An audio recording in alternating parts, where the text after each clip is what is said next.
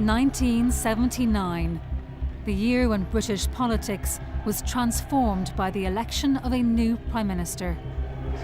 Where there is discord, may we bring harmony. Where there is error, may we bring truth. Where there is doubt, may we bring faith. And where there is despair, may we bring hope.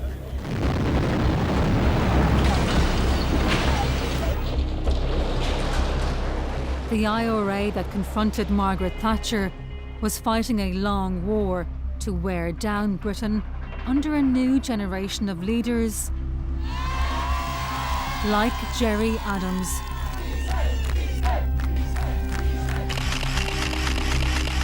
This is the story of how the IRA sustained its campaign through a constant search for arms and money, and found friends and allies all over the world. I had not heard of Libya or its leader.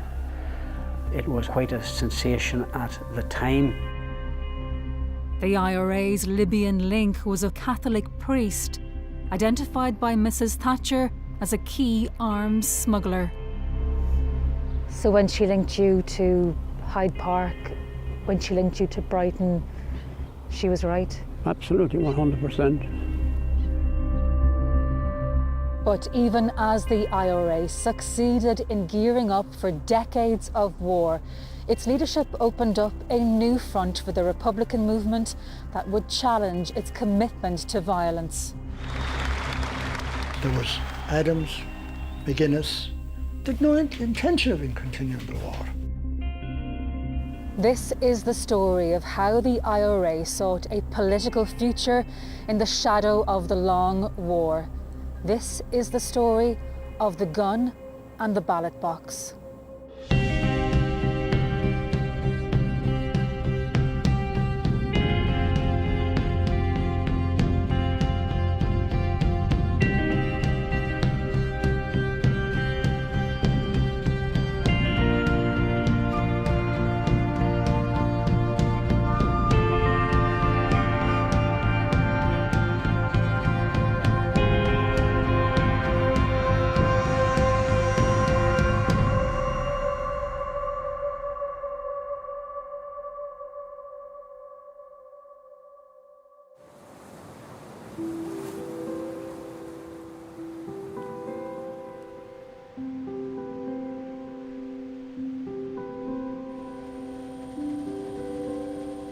Sligo in the west of Ireland.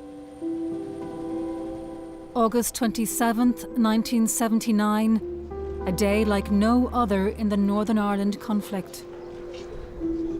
Lord Mountbatten's family set off from the jetty. 16 minutes later, it happened.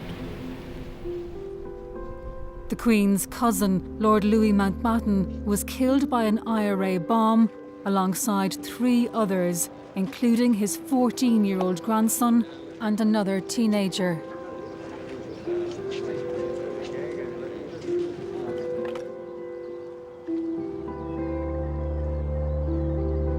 Several hours later in Northern Ireland, the IRA was leading British soldiers into a trap.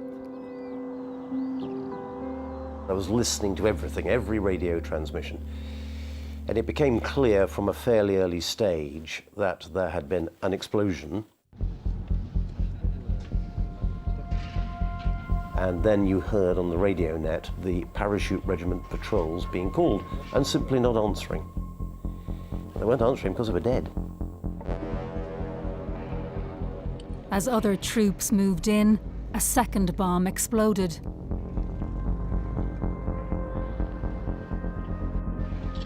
"18 soldiers were killed at Narrow Water near Warren Point, the Army's highest death toll in a single day throughout the Troubles. You couldn't ask for a bigger disaster of a day. Lord Mountbatten killed on one side, 18 soldiers killed on the other side. This was a horrific day. Lord Mountbatten was Britain, and Britain was Lord Mountbatten. We do feel very much about it, as we do about our servicemen. Will you please stand still, and I will move. 2 days later, Mrs Thatcher made her first visit as Prime Minister to Northern Ireland. A visit that gave her a close-up view of the tensions at the heart of the conflict. Mrs Thatcher! The nuclear block! We want this block wiped out! We don't have boys and girls out of this block! We want the freedom of our country! And you're soldiers out! And you're British holiday!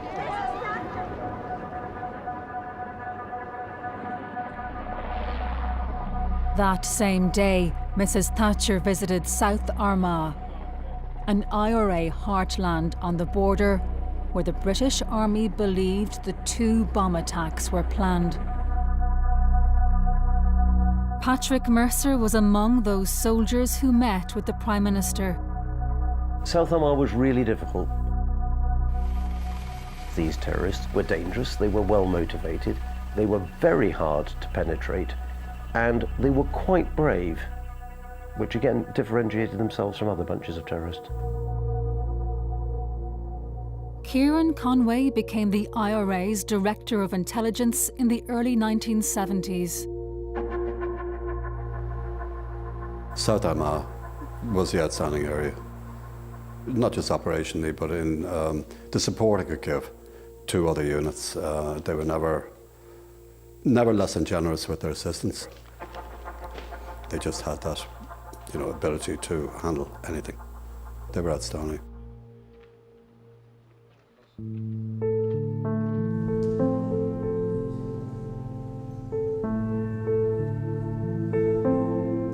With the murder of Lord Mountbatten, the IRA had struck at the heart of the British establishment. It prompted an immediate crisis for the Prime Minister. I had no idea what pressure she was under about the death of a member of the royal family. Undoubtedly, that would have taken more of her time than the death of a number of soldiers. Mrs Thatcher's immediate priority was the military defeat of the IRA. She wanted to deny the IRA what she saw as the safe haven of the Irish Republic.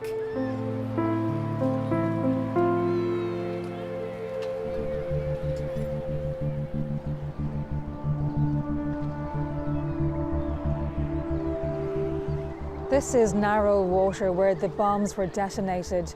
And just over there is the Irish Republic, where the attack, like many by the IRA, was launched. You have to remember, Margaret Thatcher really saw the whole question primarily in security terms. This, from the beginning, was her main concern, with security. And she felt, and she had good reason to feel, that we never got the wholehearted cooperation from the Irish authorities. As far as we were concerned, we were dealing with a political issue. The government were dealing with a political issue. This was needed a political solution. While in Northern Ireland, they were looking at it as a security problem needing a security solution.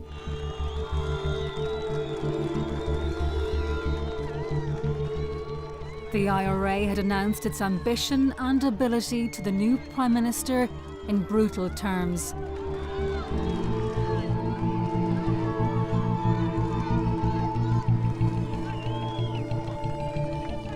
But the deadliness and sophistication of the organisation that killed Lord Mountbatten and 18 soldiers was a very long way from its origins in the early days of the Troubles.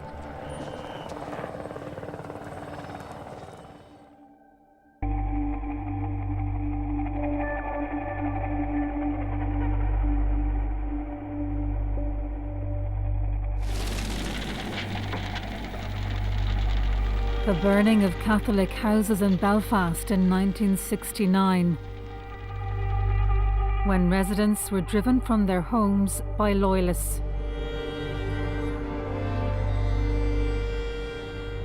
The deaths and the fires were enough to drive dozens of Catholic families from their homes to the safety of refugee centres. But others had no choice but to go there. It was a seminal moment at the outbreak of violence. The IRA faced demands to protect the nationalist community, but its access to weaponry was limited. We very often find ourselves in a position where we might have had a weapon without ammunition, or we might have ammunition without a weapon. And very, very often we find ourselves in the position, if not always, that we had more volunteers than we had weapons to supply them with.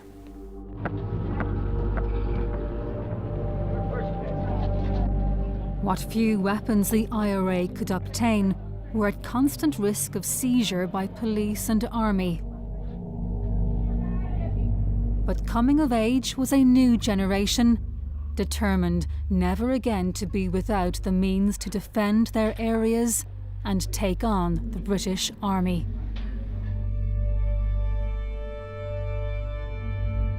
This is Gerry Adams with IRA man Brendan Hughes.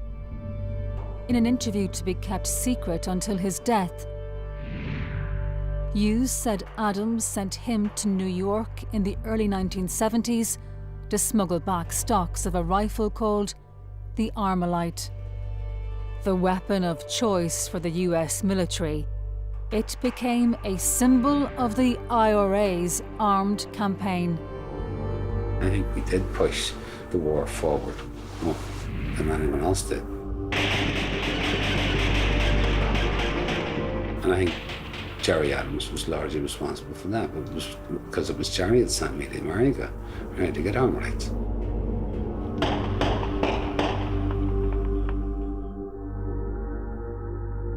Adams declined to comment or take part in this series.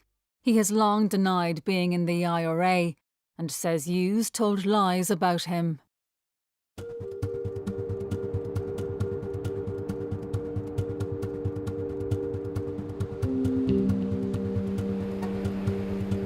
America, where the provisional IRA first looked to for money and guns.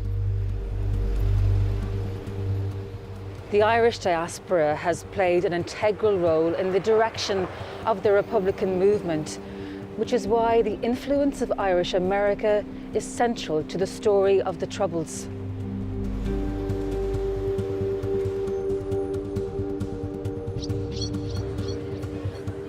The images of the violence in Northern Ireland resonated across Irish America.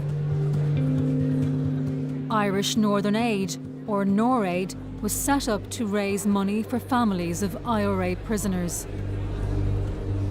Those even who put money in boxes on bars in the Bronx and in Boston and Chicago, you know, they weren't doing that to kill people. They were doing that out of a kind of a stupid, knee-jerk reaction, which was not intended to provide, you know, Armalites or to actually mow down innocent people. But there's no doubt American dollars helped transform the IRA's arsenal.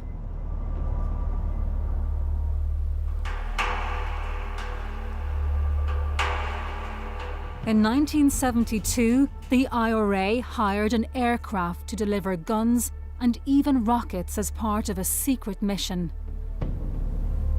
Money raised in America chartered the plane, but the weapons came from the North African dictatorship of Colonel Gaddafi's Libya.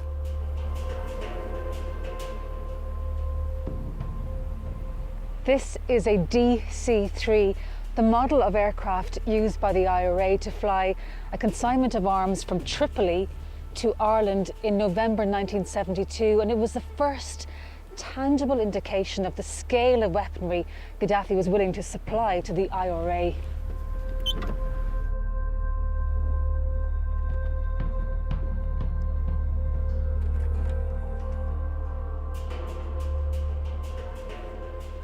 The DC-3 that the IRA used had to be stripped of its interior to accommodate 25 RPG rocket launchers and over 400 warheads. This is the IRA's hired plane at Shannon Airport just after it was unloaded. Within days, its deadly cargo was used in attacks. The shell ripped through the armour-plated window shields just as Constable Keyes reached the landing. He died instantly. It looks at the moment as if they were all anti-tank projectiles of one sort or another. I think it represents a fairly serious escalation in weaponry. It was quite a sensation at the time, 50 years ago, to find that we had friends in North Africa. Was an incredible development.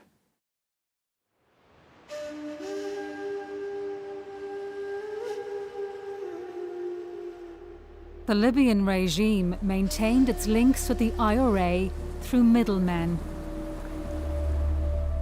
The British government would come to believe that the most significant was this man, Patrick Ryan. I was born in the year 1930, June the 6th, in Tipperary Down. Once a missionary in East Africa, by the outbreak of the Troubles, Patrick Ryan was working as a parish priest. I contributed financially, a little, as much help as I could, some of it out of the mission boxes, to the situation up north. I was approached by some of the IRA leaders down here, if perchance I could work for them permanently. They asked me to travel the world and try to get help for them.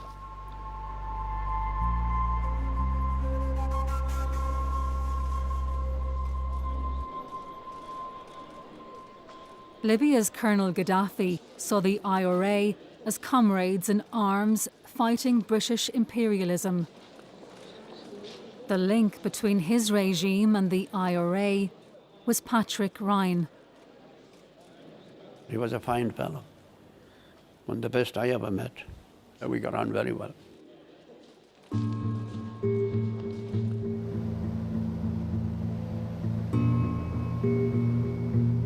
In 1973, the IRA sent Ryan on a mission to Rome. I got a message from the RA to take myself to Italy, Rome. I would come in contact with a gentleman known as Joe Cahill. Joe Cahill and myself, taking a plane in Rome, we ended up in Tripoli. Obviously, Joe Cahill was then IRA Chief of Staff. Sentenced to hang in the 1940s for the murder of a policeman, he was reprieved and became one of the founders of the Provisional IRA. What's going to happen to you now? You've given this, attended this press conference. Well, I'll have to go deeper underground. I'll have to go deeper underground. In Tripoli, Cahill and Ryan oversaw an IRA arms shipment on board the Claudia. Initially, the boatload was destined to be about 200 tons, but shortly before I left Tripoli, I was informed that for reasons that they didn't explain, kept to themselves, they agreed to put on 5 tons. The shipment had been betrayed. Some claimed that Cahill had ignored warnings that the boat's owner was working with British intelligence. He was warned and warned and warned that the whole thing was gone, but still wouldn't listen. That's why they didn't get the 100 tons. The Libyans weren't prepared to lose 100 tons. They gave them a small shipment. The Claudia arms shipment was intercepted off the southeast coast of Ireland. But Ryan returned to Libya and would spend the next 10 years crossing Europe and North Africa, maintaining a network of arms and money for the IRA. Paris was at the centre of Ryan's network. The IRA also needed a constant flow of finance, and some of it was collected from Ryan's contacts here at the Libyan embassy in Paris.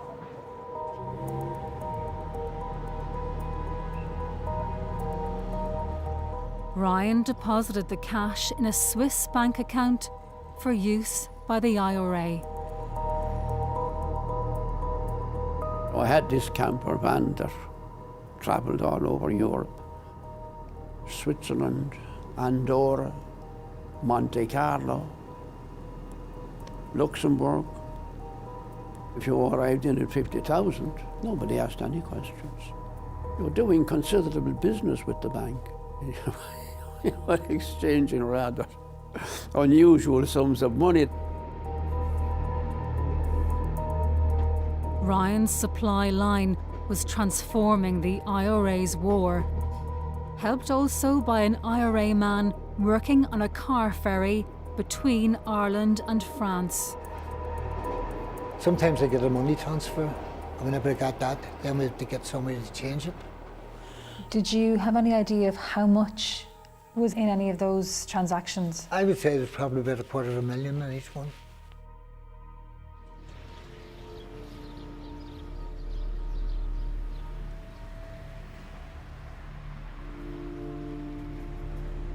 But Ryan's technical ingenuity was also delivering for the IRA.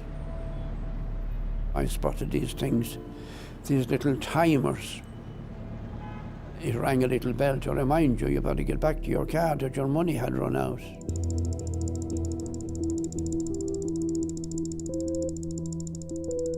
Memopark timers were used by motorists in Europe to remind them when their parking ran out. But Ryan realised they could solve a problem for the IRA, bombers being killed by their own devices.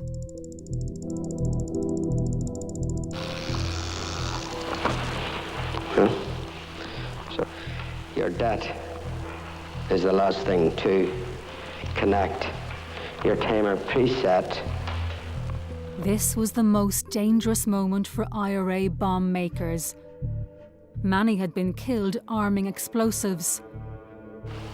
Connect one end to the battery terminal. Ryan's Memoparks made the process more simple and effective.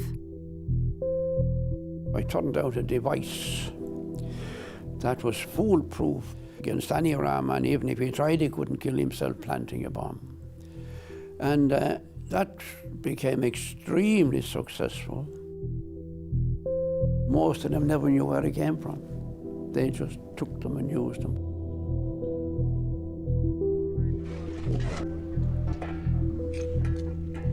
Ryan's timers were used in scores of bombs throughout the Troubles, including the Warren Point attack.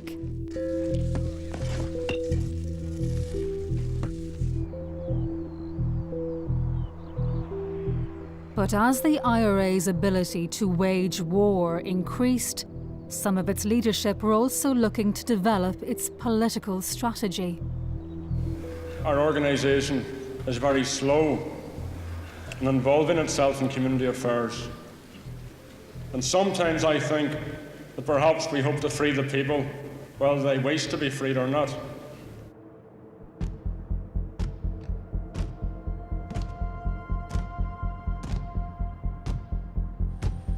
What no one foresaw was how a protest within the H blocks of the Maze prison would ignite the Republican political project.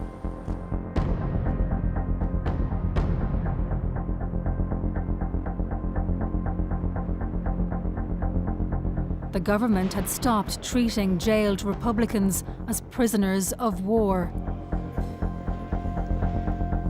In protest, cells were covered in excrement, blankets replaced prison uniform, and prisoners began to go on hunger strike.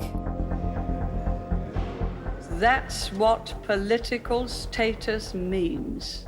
Special privileges for having done cold, callous, brutal murder. On March 1st, 1981, a former IRA commander in the Maze jail, Bobby Sands refused food.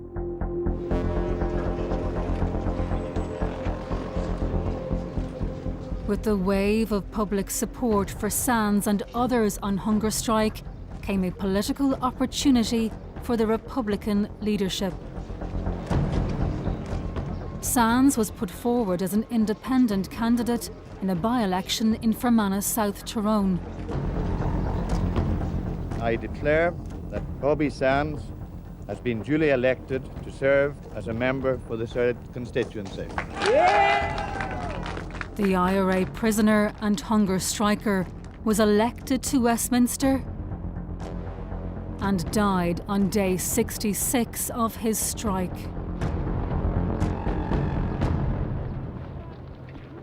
Three masked men stepped forward and obeyed orders in Irish to fire a 3-volley salute.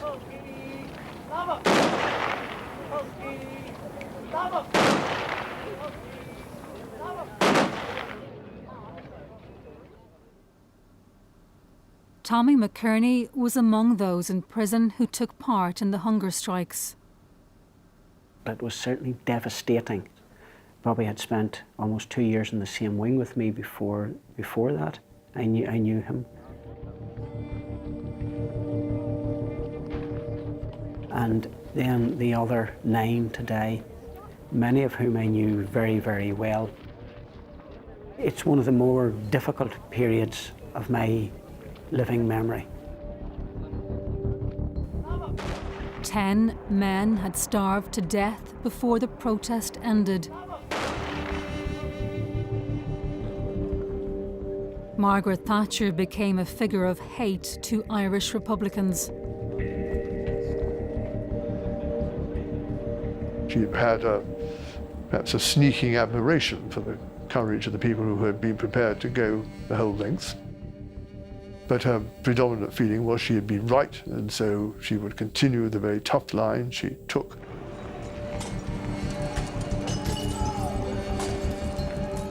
Mrs Thatcher's stance enraged Republicans.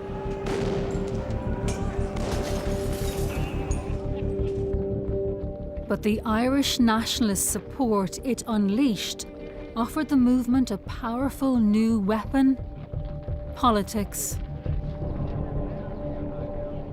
When Bobby Sands was elected, those within the movement who for long had been worried or sceptical or hesitant about engaging on an electoral strategy or any type of electoral strategy, here was clear evidence that there was a potential for success.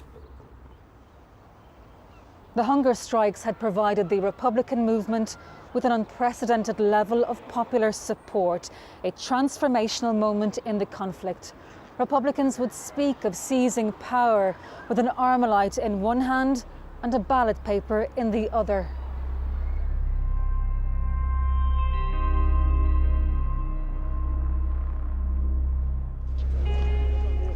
But any move from a military to a political strategy risked splitting the IRA. The provisional IRA had been born out of a Republican split over the balance between politics and the gun. At that time, Adams supported the gun.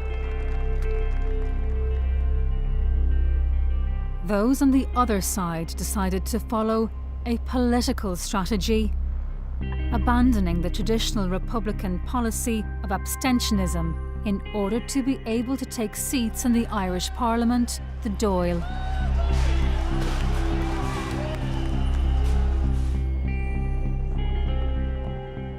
The split led to a deadly feud. For the past 2 weeks, hardly a day has gone by without a funeral as a result of the Republican feud. The danger of the new emphasis on politics in the wake of the hunger strikes, even though the armed campaign continued, was that it had the potential to again divide the movement. I believed that eventually there had to be a conflict of interest between a political electoral strategy and an armed campaign. It's not possible to run a parliamentary campaign while attempting to overthrow the same state that you're hoping to manage. How are you? All right, canvassing for the election? Yes, I'm voting for you, don't worry. No problem.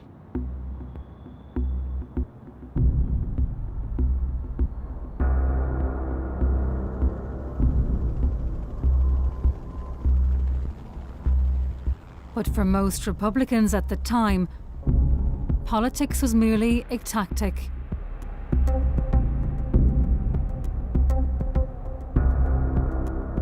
The armed struggle was supreme, and American Armalites as important as ever.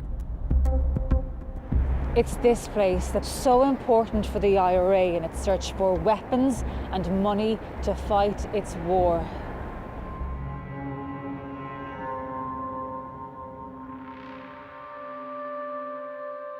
The IRA's #1 man in America was George Harrison. George Harrison was a man in his mid-60s. He had been born in Ireland, County Mayo, and he had immigrated to the United States in the late 1930s. He was unmarried, he lived with his sister, and he was really married to the cause of Irish freedom.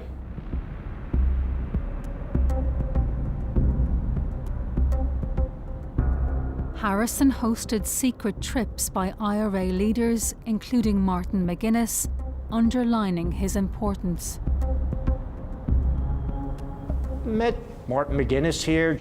It would have been in the late 70s. I know he had been staying at George Harrison's house. I certainly have my own speculation why he was staying What's where your he speculation? was, but I'll let you draw your own conclusion. This is George Harrison, leaving a deal to purchase arms for the IRA. He doesn't know that the man behind him is an FBI agent. I was the undercover, the person selling guns to the IRA. This is one of a series of covert photographs shown for the first time, taken on the FBI operation that broke up the IRA's main gun-running network in America from the inside.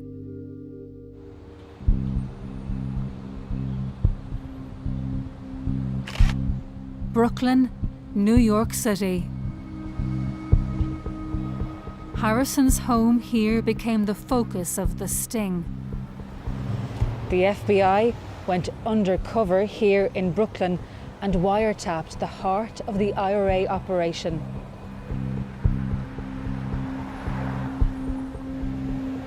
The first meeting we had with George Harrison, we had 2 Ruger Mini 14 rifles with scopes, and we had put a tracking device in the stock of one of the Mini 14s.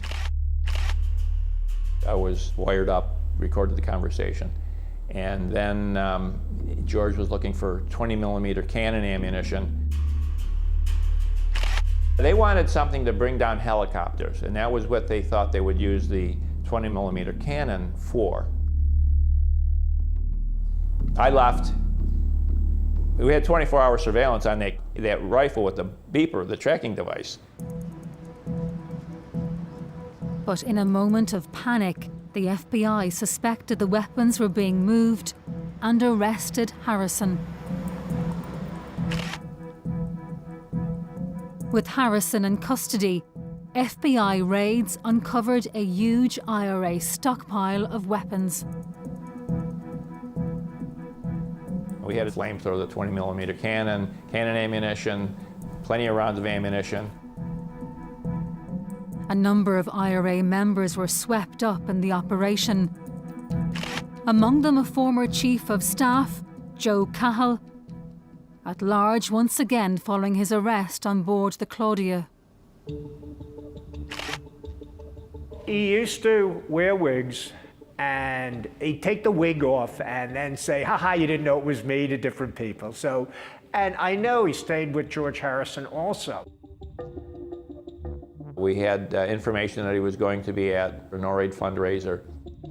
I ran up in I shouted, "Hey, Joe!" And he turned around, big grin on his face, said, "FBI, you're under arrest."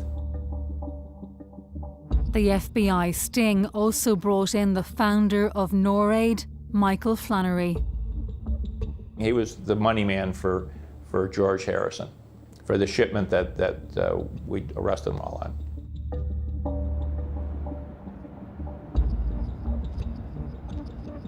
The trial showed how the strength of feeling unleashed by the hunger strikes had spread across the Atlantic to the American public. Harrison's lawyer's opening statement was, the United States government accuses my client of running guns to the Irish Republican Army for 9 months in this indictment. It's a bloody lie, and they know it. He's been doing it for 35 years, and we have the records to prove it, and slams him on the table. And that's when I think everyone knew this one was going to be different, because it wasn't an admission, it was beyond an admission. The defence painted the men as freedom fighters, resisting British oppression, even claiming their arms supplier was a CIA agent. As such, they were working on US government business. We thought it was preposterous that the judge would allow it. It turned it into a gun-running case, into a political trial, put the government of England on trial. And they came in and announced not guilty, and not guilty, and not guilty, and not guilty, and not guilty. I don't have a better word for it. It went wild.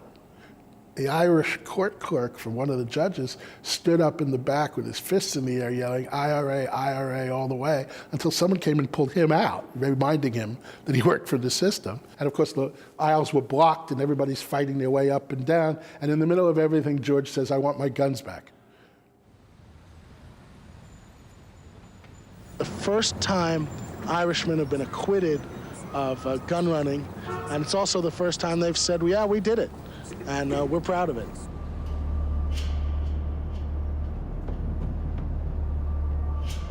The FBI had closed an IRA arms network, but in the process highlighted the extent of support in Irish America for the IRA, which was continuing its war with brutal effect. Between 5 and 10 pounds of plastic explosives had been hidden in a blue Austin car. The blast started a day of carnage and confusion in London. The IRA stepped up a campaign of high-profile, multiple casualty attacks, including the killing of 4 soldiers in the Hyde Park bombing in 1982. In fact, the switch used to detonate the attack had been supplied by the IRA's Libyan link, Patrick Ryan.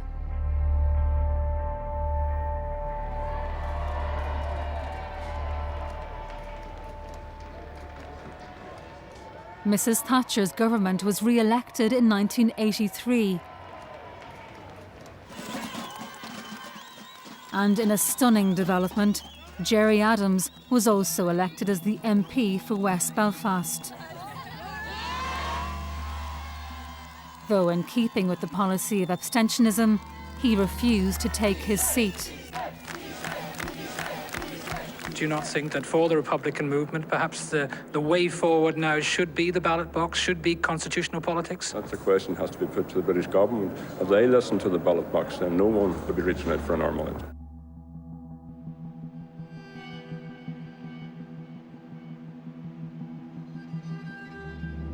Even as Adams celebrated political victory, the IRA was rebuilding its American arms network. I grew up with Irish parents. All our friends were Irish. Everybody who was at the house was Irish. And I always heard Ireland referred to as home. People always talked about going home. New York-born John Crawley left the US Marines to join the IRA. He was ordered to set up a new IRA arms network in America. I wasn't given any advice on anything to get. Just get weapons.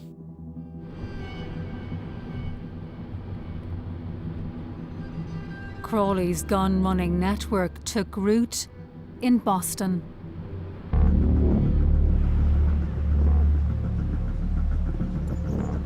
I was given a $5 note that was cut in an erratic way, and I was to meet somebody in Boston who had the other side, half of this note. The torn $5 bill led to Pat Nee, an IRA arms supplier and a leading member of the South Boston mob. Nee was an associate of the infamous Boston gangster James Whitey Bulger. The joke around here was when Whitey walked into a bar, all the beer went flat. You know, he had that type of effect on things. It was just, there was no joy in the man. That's what I'm trying to say.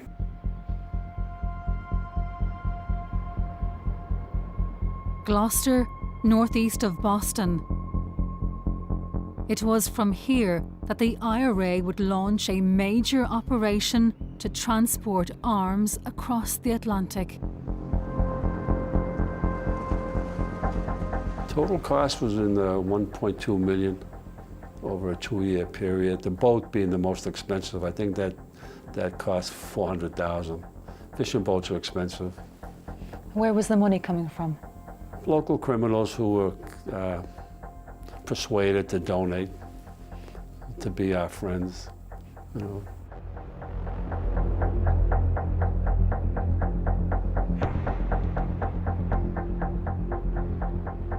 In autumn 1984, the weapons were delivered to this dock in Gloucester for shipment to Ireland. The cargo of guns and ammunition was loaded onto the boat in the hours of darkness. It took about an hour and the gang was under pressure to get the 7-ton arsenal in situ without raising any suspicions. Boston crime boss Whitey Bulger was parked up nearby and used a radio scanner to check police calls as the boat was loaded. We'd spend the night loading it, storing it below decks, and they left in the morning. We boarded the boat and we went to the harbour, and then I remember when we left the harbour and just hit the first swell of the Atlantic, which wasn't much, and it was quite for that boat. And I remember thinking, this will be interesting.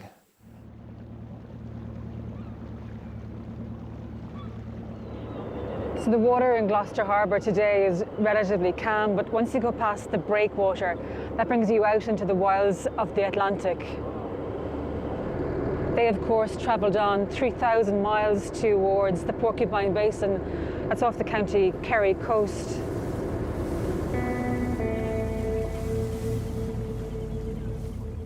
But the IRA was sailing into a trap.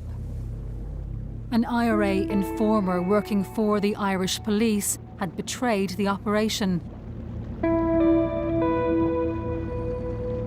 The RAF tracked the boat. This image was taken of the boat at sea, and transcripts we've obtained reveal its radio transmissions were also monitored.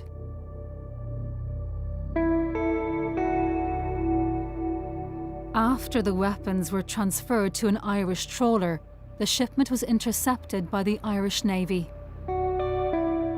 This was the lethal cargo which would apparently have ended up in the hands of the IRA. More than 100 American Armalite rifles, light and heavy submachine guns, grenades and ammunition.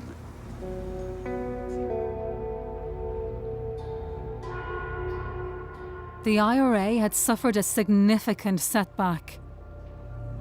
But less than 2 weeks later, it struck back.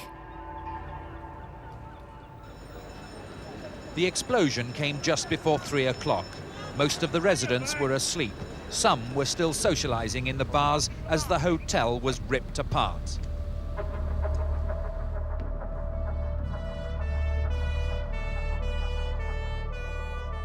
The Brighton bomb of 1984 was a direct attack on Mrs Thatcher and her cabinet. And I just turned to do one final paper, and then it went off. My husband was in bed, and all the windows went, and the bathroom was extremely badly damaged. In your own room? Yes, In your room? yes. I think that's enough time. We were very lucky.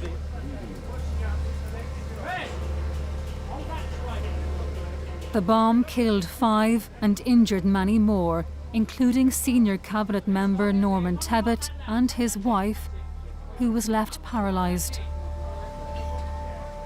She was transformed that night. I could never forget that she was wheelchair bound and extremely severely disabled. I know it brings a tinge of joy to some people who still crave for the old ways of violence, but there we are.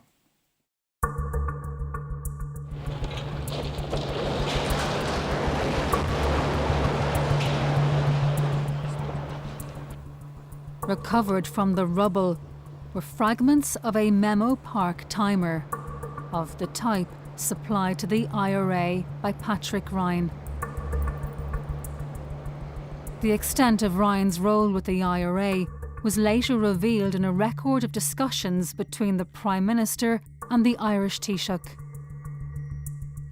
These papers reveal how Thatcher considered Patrick Ryan to be the main channel of contact between the IRA and Libya for over a decade. She describes him here as a very dangerous man with an expert knowledge of bombing.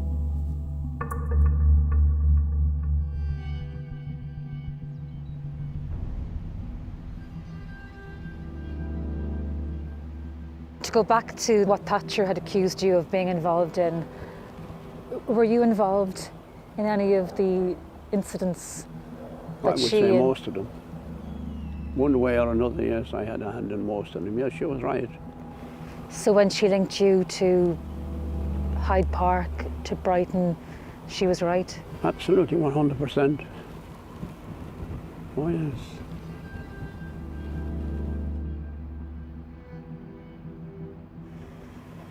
And now, when you look back, do you have any regrets? Oh, I have, yes, big regrets. Of what nature? I regret that I wasn't even more effective. Oh, yes, absolutely. I'd like to have been much more effective than I actually was, but we didn't do too badly, no.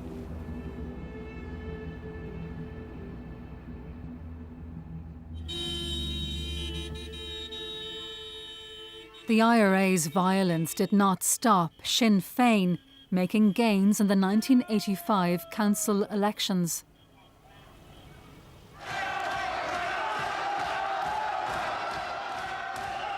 But a show of unity hid division. That month, the IRA expelled several senior members who claimed that funds were being diverted from the IRA's war into politics.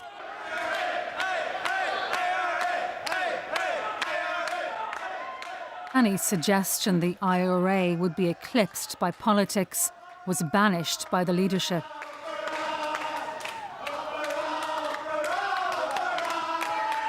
We don't believe that winning elections and winning any amount of votes will bring freedom in Ireland. At the end of the day, it will be the cutting edge of the IRA which will bring freedom.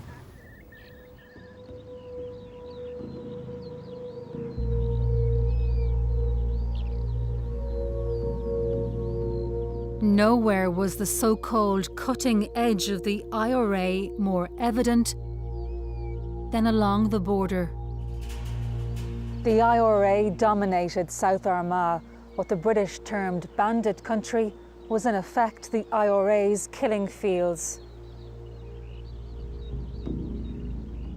As the political strategy gained ground, military hardliners could draw reassurance from plans to put the IRA's war on a new footing. You would be told during meetings stuff is on the way. Okay, it's in the pipeline. We have contacts. The stuff will be here, good stuff. Surface-to-air missiles, rocket launchers, the Semtex explosive, proper military explosives, new rifles, everything, heavy machine guns, the lot. It was very tight. It was run from South Armagh.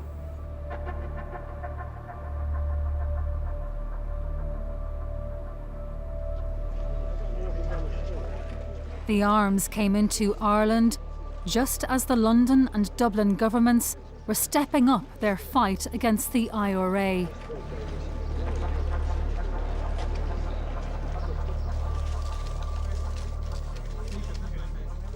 The Anglo-Irish Agreement of 1985 offered greater security cooperation and a role for the Irish government in Northern Ireland. We entered into this agreement to defeat the men of violence and to bring peace and stability.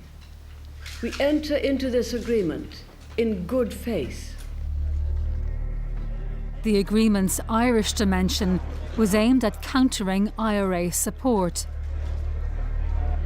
It was seen as a victory for John Hume, the moderate nationalist leader who had long argued for a role for the Irish government in Northern Ireland.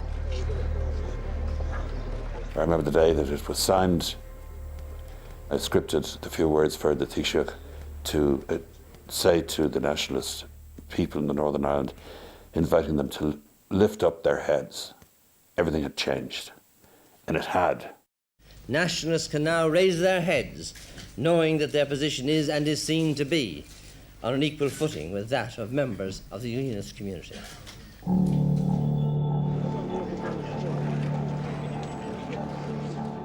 Within weeks, apparent security success.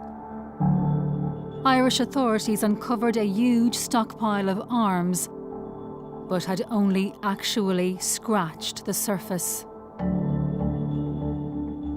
By the end of 1986, some 120 tons of a Libyan-supplied arsenal was buried in bunkers across the Republic.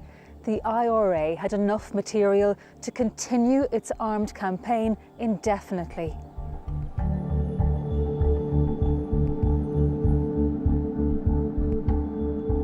This was the very moment that Gerry Adams and his supporters felt strong enough to break the core Irish Republican principle of abstaining from the Irish Parliament. After the partition of Ireland, Republicans boycotted the Parliament here in Dublin, claiming that the Dáil was illegitimate. But in October 1986, the IRA called a General Army Convention, the supreme authority of the IRA, which it described as historic.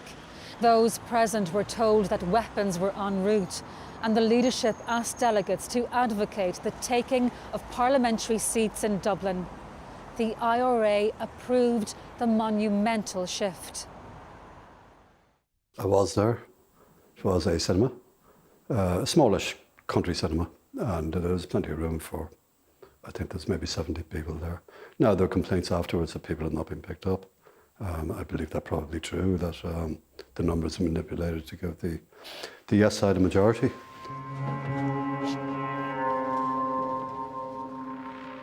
By the time of Sinn Féin's annual convention weeks later, it was clear the movement would support the political direction of Adams and others. We have been down the road of feuding before. We are not going down that road again.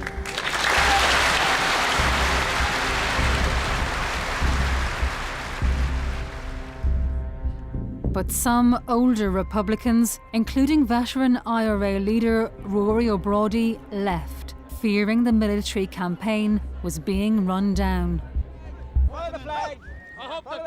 We were called to a meeting during that holidays at lunchtime on the Saturday, and they said they began lecturing us. There was Adams, McGuinness, and the Chief of Staff, and they were there to lecture us.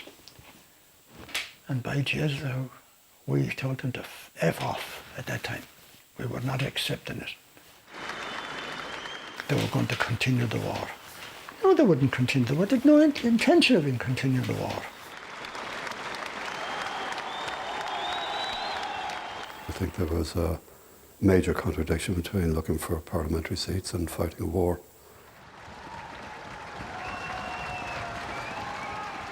If you're really smart and Machiavellian, as some are, you might say, well, allow this contradiction to play out and it will increase the appetite for peace talks, as did indeed happen.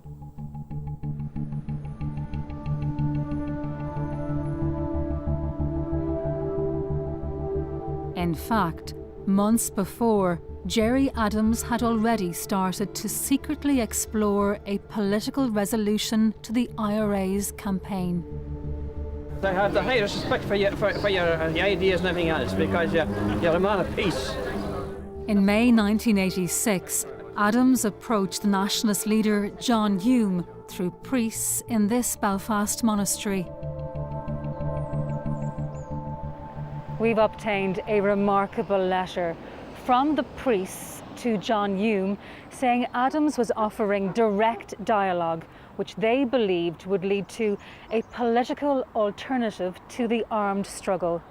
In effect, what Adams' internal opponents had feared, the ballot box taking over entirely from the Armalite.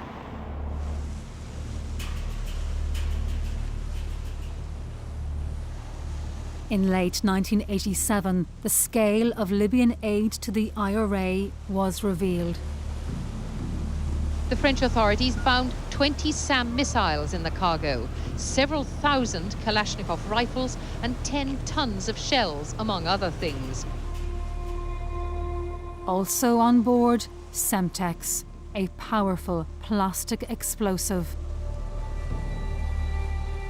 And the authorities soon learned that 4 other Libyan arms shipments had made it through.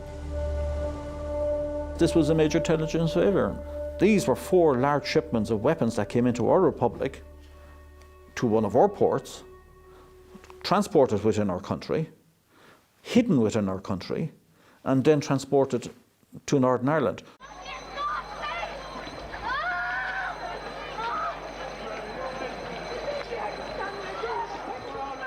A week later, the IRA used Libyan Semtex to brutal effect. The Enniskillen bomb on Remembrance Sunday killed 11 civilians. The attack prompted widespread revulsion. Gerry Adams later issued a rare statement of regret over the bombing.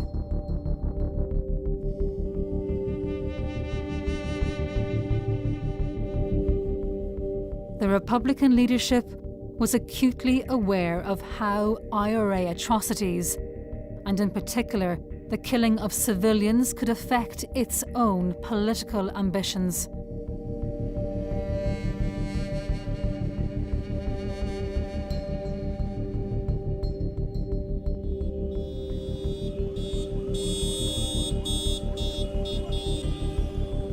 Adams was presiding over an historic shift in IRA strategy, away from the supremacy of armed struggle. With its armories full of Semtex, the Republican movement was beginning, secretly and painfully slowly, to step back from blood, away from the Armalite and to the ballot box.